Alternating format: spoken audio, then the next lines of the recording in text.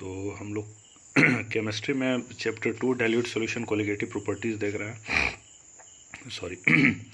तो इसमें अभी तक हम लोग पहला पार्ट पढ़ चुके हैं। क्या तो इस चैप्टर का स्ट्रक्चर कैसा था? तो पहला था यूनिट्स जो कि इस्तेमाल किया जाता है कंसंट्रेशन को मेज़र करने में। Molarity percent by mass mole fraction parts पर मिलियन, ये तो काफ़ी पहले हम लोग देख चुके हैं। और उसके बाद फिर टाइप ऑफ सॉल्यूशंस में हम लोग उसे थे, जिसमें पहला टाइप हम लोग देखे थे जिसमें सॉल्यूट गैस है और सॉल्वेंट लिक्विड है, मतलब किसी गैस को किसी लिक्विड में घुलाया जा रहा है। इसमें हम लोग पढ़े थे हेनरीज लॉ। हेनरी का नियम क्या बताता था कि जितना ज़्यादा प्रेशर पे किसी गैस को किसी लिक्विड में घुलाएंगे वो गैस उतना ज़्यादा उस लिक्विड में घुलेगा। उसके अलावा और चीज़ देखे थे हम लोग, टेम्परेचर लो होना चाहिए, लिक्विड गैस का नेचर कैसा है, ये डिटेल पिछला जो वीडियो था उसमें इसका डिटेल आपको बताया गया है। आज हम लोग शुरू करेंगे टाइप 2, जिसमें सॉल्यूट क्या होगा, लिक्विड होगा, और सॉल्वेंट भी हम लोग का लिक्विड होगा। इसमें हम लोग पढ़ेंगे राउट्स लॉ। बहुत इंपॉर्टेंट होता है, कई बार क्वेश्चन इससे स्कूल एग्जामिनेशन और मेंस हुआ या एडवांस हुआ या मेडिकल हुआ, हर जगह क्वेश्चन इससे पूछा जाता रहा है। तो ये हम लोग देखेंगे, समझने की कोशिश करेंगे क्या चीज़ है। तो राउट्स लॉ तो खैर बाद में आएगा, पहले सॉल्यूशंस को समझने की कोशिश करेंगे जब दो लिक्विड को मिलाया जा रहा है। तो केस 2 है हम लोग का, जिसमें सॉल्यूट भी लिक्विड है और सॉल्वेंट भी लिक्विड है।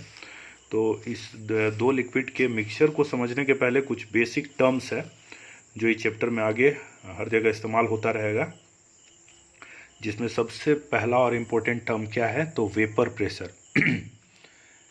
वेपर प्रेशर क्या होता है, बहुत ढंग से समझिएगा, क्योंकि यहाँ 3 वर्ड हम लोग को समझना है। वेपर प्रेशर है, बॉइलिंग पॉइंट है, और उसके बाद आगे आइएगा तो फ्रीजिंग पॉइंट है। फ्रीजिंग पॉइंट, बॉइलिंग पॉइंट और वेपर प्रेशर, ये 3 टर्म है।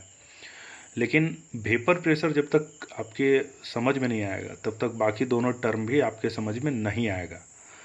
तो इसलिए वेपर प्रेशर बहुत बढ़िया से दिमाग में क्लियर होना चाहिए।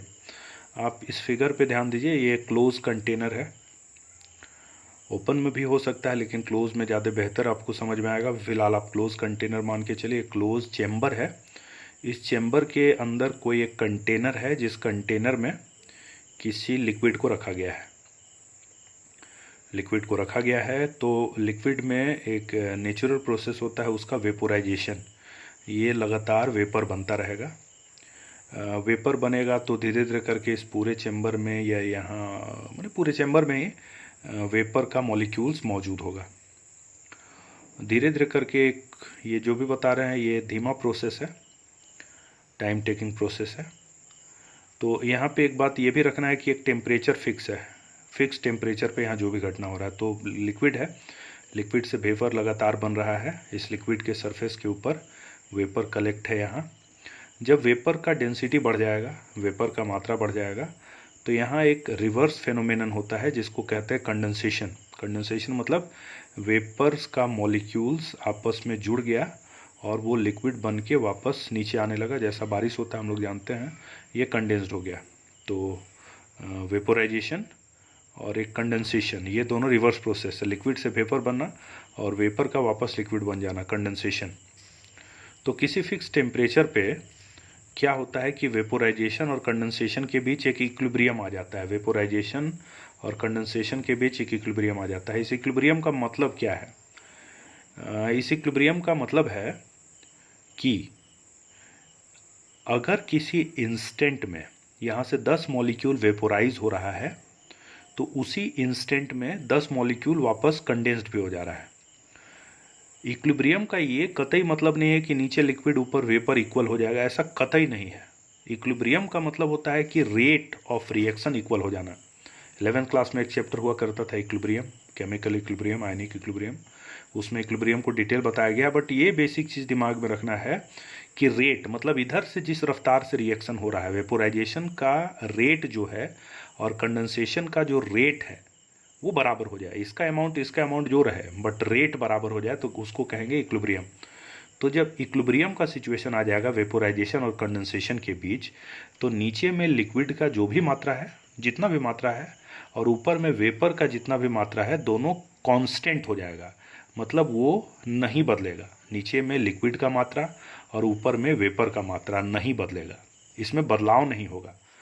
ये बदलाव तभी होगा जब हम लोग टेम्परेचर को फिर बढ़ा या घटा देंगे। तो यहाँ हम आपको पहले ही बोल चुके हैं टेम्परेचर क्या है, कांस्टेंट है। तो किसी कांस्टेंट टेम्परेचर पर नीचे में लिक्विड का अमाउंट और ऊपर में वेपर का अमाउंट कांस्टेंट हो जाएगा।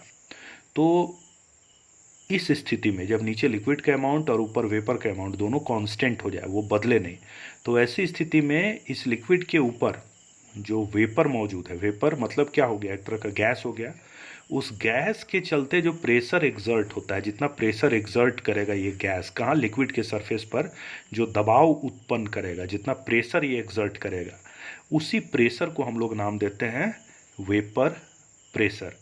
तो उसी चीज़ को यहाँ लिखे हैं, in case of a closed system where a container is containing some liquid, किसी क्लोज सिस्टम में जहाँ पे कोई कंटेनर कोई लिक्विड कंटेन कर रहा है, we observe two processes near the liquid surface. दो तरह का प्रोसेस लिक्विड सरफेस के नज़दीक होता है, एक है वेपोराइजेशन, दूसरा है condensation. At any fix temperature an equilibrium is established, एक इक्विलिब्रियम एस्टेब्लिश्ड हो जाएगा। इन दिस कंडीशन, इस अवस्था में the pressure exerted by vapour above the liquid is called vapour pressure. तो जो वेपर ऊपर मौजूद है उसके चलते लिक्विड के सरफेस पे जो प्रेशर एक्सर्ट होगा उसी को नाम देंगे क्या चीज़, वेपर प्रेशर। तो ये बहुत इंपॉर्टेंट टर्म है, कई बार डेफिनेशन पूछ देता है, वो तो साधारण बात हुआ, बट ये वेपर प्रेशर आगे इस चैप्टर में हर जगह उपयोग होगा, ये जान लीजिए। आगे आप कई प्रॉपर्टीज़ पढ़ेंगे जहाँ पे ये वर्ड सीधा इस्तेमाल होगा, तो आपके दिमाग में अच्छी तरह से आना चाहिए कि वेपर प्रेशर का मतलब क्या है। दूसरा वर्ड है बॉइलिंग पॉइंट। सामान्य भाषा में किसी से बात कीजिए बॉइलिंग पॉइंट क्या होता है, तो कहेगा वो टेम्परेचर जहाँ पे कोई लिक्विड बॉयल होता है। ये सब बेवकूफ़ी भरा डेफिनेशन है। जो डेफिनेशन क्या है कि आप मान लो ये लिक्विड है, इस लिक्विड को आप गर्म करने लगे, इस लिक्विड को ही आप गर्म करते लगातार, तो लिक्विड को अगर आप गर्म कीजिएगा तो वेपोराइजेशन का टेंडेंसी ज़्यादा होगा, ऊपर में वेपर्स ज़्यादा तेज़ी से बनेगा, मतलब इक्विलिब्रियम शिफ्ट हो जाएगा वेपोराइजेशन की तरफ, इधर से इधर इक्विलिब्रियम शिफ्ट हो जाएगा। कंडेंस्ड कम होगा, वेपोराइज ज़्यादा होगा। तो वेपर ज़्यादा बनने का मतलब है ऊपर में वेपर का मात्रा बढ़ेगा, वेपर का मात्रा बढ़ेगा। और अगर आप टेम्परेचर को लगातार बढ़ाते जाएंगे तो ऊपर वेपर का मात्रा लगातार बढ़ता जाएगा, और वेपर का मात्रा जैसे जैसे ऊपर में बढ़ेगा वैसे वैसे उस वेपर के चलते एग्जर्ट होने वाला प्रेशर भी क्या होगा, बढ़ेगा। ओबियस है, वेपर का अमाउंट बढ़ेगा तो जो वेपर का मॉलिक्यूल है वो ज़्यादा फोर्स एग्जर्ट करेगा कंटेनर या लिक्विड के सरफेस पे। तो सीधा बात है कि ऊपर में वेपर का मात्रा बढ़ना, उसका मोल बढ़ना सीधा तौर पे प्रेशर को बढ़ाएगा, चूँकि ज़्यादा मॉलिक्यूल्स टकराएगा कंटेनर के वॉल के साथ या लिक्विड के सरफेस के साथ। तो टेम्परेचर जैसे जैसे आप बढ़ाइएगा ऊपर में वेपर का मात्रा बढ़ेगा, और वेपर का मात्रा बढ़ने का सीधा मतलब है वेपर का प्रेशर बढ़ना। तो धीरे धीरे करके वेपर का प्रेशर बढ़ता जाएगा टेम्परेचर बढ़ाने के साथ। कहा जाता है कि जब ये वेपर का प्रेशर एटमॉस्फेयर के प्रेशर, एटमॉस्फेयर का प्रेशर हम लोग क्या कहते हैं 180 m है या 760 मिलीमीटर ऑफ मरकरी है। एटमॉस्फेरिक प्रेशर हम लोग किसको कहते हैं या कितना कहते हैं, तो इसको कहते हैं 760 मिलीमीटर ऑफ मरकरी। जो हम लोग का पृथ्वी है, पृथ्वी के ऊपर जो ये वायुमंडल है, ऊपर में जो गैस है वो जो प्रेशर एक्सर्ट कर रहा है उसी को एटमॉस्फेरिक प्रेशर कहते हैं। तो जब किसी वेपर का प्रेशर बढ़ते बढ़ते कहाँ तक पहुँच जाए, एटमॉस्फेयर के प्रेशर के बराबर हो जाए, तो जब ऐसा हो जाएगा, जिस टेम्परेचर पे ऐसा हो जाएगा उसी टेम्परेचर को उस लिक्विड का बॉइलिंग पॉइंट कहते हैं। तो definition simple, the temperature at which vapour pressure of liquid becomes equal to atmospheric pressure is called boiling point of that liquid, उस लिक्विड का बॉइलिंग पॉइंट। तो ये टर्म हुआ बॉइलिंग पॉइंट, इसका भी आगे इस्तेमाल होगा। एक और टर्म आता है फ्रीजिंग पॉइंट। फ्रीजिंग पॉइंट किसे कहते हैं, तो जैसे अभी हम लोग देखें कि लिक्विड है, लिक्विड के सरफेस पे वेपोराइजेशन होता है जिसके चलते ऊपर वेपर जमा होता है, वेपर गैस है तो गैस का प्रेशर होता है, उसको वेपर प्रेशर कहते हैं सामान्य भाषा में। उसी तरह से अगर कोई सॉलिड भी है तो सॉलिड पर भी कुछ वेपोराइजेशन होता है, ये बहुत कम होता है, नेग्लिजिबल होता है, बट होता है। कहीं कहीं केस में हम लोग नहीं भी कह देते हैं, नेग्लेक्ट कर देते हैं, बट ये होता है, बहुत लिटिल होता है। तो इसके चलते भी कुछ वेपर बनता है, उसका भी कुछ प्रेशर होगा। तो कहा जाता है कि कोई लिक्विड है और उसी लिक्विड का कोई सॉलिड फेज है, तो वो टेम्परेचर जहाँ पर इस लिक्विड के चलते जो वेपर प्रेशर है और इस सॉलिड के चलते, उसी लिक्विड के सॉलिड के चलते जो वेपर प्रेशर है, जैसे मान लो यहाँ पानी है, ये वाटर है, ये आइस है, तो वो टेम्परेचर जहाँ पे लिक्विड के चलते वेपर प्रेशर और मतलब लिक्विड वाटर के चलते वेपर प्रेशर और आइस के चलते वेपर प्रेशर जहाँ पे बराबर हो जाएगा, उसी टेम्परेचर को पानी का फ्रीजिंग पॉइंट कहेंगे। मतलब फ्रीजिंग पॉइंट क्या हुआ, वो टेम्परेचर जहाँ पे किसी लिक्विड का वेपर प्रेशर किसके बराबर हो जाए, लिक्विड का वेपर प्रेशर उसी लिक्विड के सॉलिड फेज के वेपर प्रेशर के बराबर हो जाए। तो जिस टेम्परेचर पे ये फेनोमेनन होता है उसी टेम्परेचर को फ्रीजिंग पॉइंट कहते हैं। तो ये 3 वर्ड है, वेपर प्रेशर, बॉइलिंग पॉइंट और फ्रीजिंग पॉइंट। तीनों को समझना भी है और तीनों का डेफिनेशन याद भी रखना है, बहुत ज़रूरी है।